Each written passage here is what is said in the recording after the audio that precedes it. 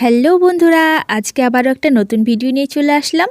মূলা দিয়ে খাসির মাংসর লাল লাল ঝোল রেসিপি কিভাবে বানাতে হয় চলুন দেখে নেওয়া যাক। এখানে আমি পেঁয়াজ নিয়েছি, পেঁয়াজ কুচি, সাথে নিয়েছি কিছু রসুনের কোয়া।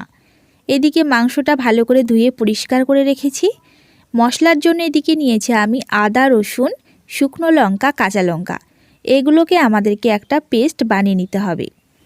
আর এদিকে নিয়েছি মূলোটাকে টুকরো টুকরো করে কেটে নিয়েছি। তারপরে আমরা মূলোটা ভালো করে ধুয়ে পরিষ্কার করে নেব। তারপরে আমরা এটাকে ভাপিয়ে নেব।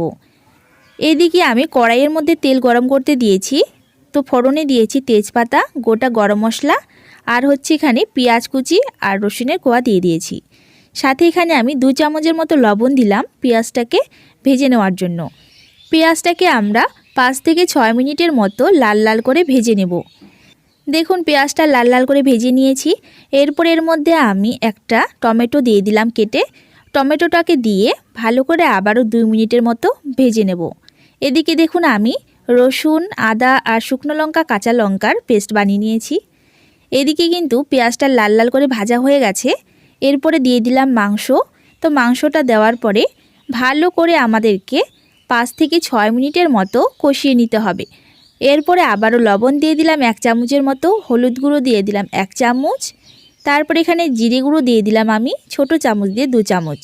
সবগুলো উপকরণ দেওয়ার পরে ভালো করে নেড়েচেড়ে মাংসটা আবারও মশলার সাথে কষিয়ে নেব। এবারে আমি দিয়ে দিচ্ছি শুকনো লঙ্কার গুঁড়ো, 2 চামচের মতো শুকনো লঙ্কার গুঁড়ো দিয়ে দিলাম। তো এটা আমি কালারের জন্য দিয়ে দিলাম। আপনারা আপনাদের ইচ্ছে মতো কিন্তু এখানে গুঁড়োটাকে ব্যবহার করতে পারেন। শুকনো লঙ্কার গুঁড়াটা দেওয়ার পরে এভাবে নেড়েচেড়ে নিচ্ছি। আদা রসুনের পেস্টটা এখানে আমি দিয়ে দিলাম। শুকনো লঙ্কা, কাঁচা লঙ্কা সবগুলো পেস্ট যে একটা বানিয়েছিলাম সেটাকে আমি মাংসর মধ্যে দিয়ে দিলাম। তো এখন দেখুন এখানে 5 থেকে 6 মিনিটের মতো আবারও মশলাটাকে এভাবে কষিয়ে নেব। এরপরে আমরা এখানে দিয়ে দিব পরিমাণ মতো জল সিদ্ধ হওয়ার জন্য। তো এখানে জলটা দিয়ে দিলাম। তো জলটা দেওয়ার পরে আমরা ঢাকা দিয়ে 20 থেকে 25 মিনিটের মতো ঢাকা দিয়ে মাংসটাকে সিদ্ধ করে নেব। 25 মিনিট পরে এখানে আমি ঢাকনাটা তুলে নিয়েছি। আর এখানে দেখুন জলটা কিন্তু শুকিয়ে এসেছে আর মাংসটাও কিন্তু ভালো করে আমার সিদ্ধ হয়ে গেছে। এখন আমরা মাংসটাকে আবারও ভালো করে কষিয়ে নেব। তারপরে এর মধ্যে দিয়ে দিব মূলো। তো মূলোগুলো কিন্তু আগের থেকে আমি ভাপিয়ে রেখেছি। আর এখানে সবগুলোই মূলো দেওয়ার পরে মূলোটাকে আমাদেরকে আবারও মাংসর সাথে মিশিয়ে নিতে হবে। প্রায় 8 থেকে 10 মিনিটের মতো মূলাটাকে মাংসর সাথে এভাবে কষিয়ে নিচ্ছি। আর এখানে দেখুন আমাদের কিন্তু লবণটা আমাদের স্বাদ মতো ব্যবহার করতে হবে। আপনারা ঝোল যেমন খাবেন সেই হিসেবে কিন্তু এখানে লবণটা আপনারা দেখে নেবেন। দেখুন এখানে কিন্তু মূলাটাকে মাংসর সাথে ভালো করে কষিয়ে নিয়েছি।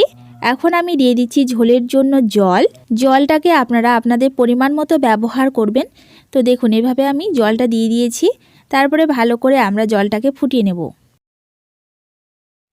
তো দেখতেই পাচ্ছেন ঝোলটা কিন্তু পুরোপুরি গরম হয়ে গেছে আর এখানে টকবক করে ফুটছে। এরপর এখানে আমি দিয়ে দিলাম মিট মশলা আর গরম মশলার গুঁড়ো।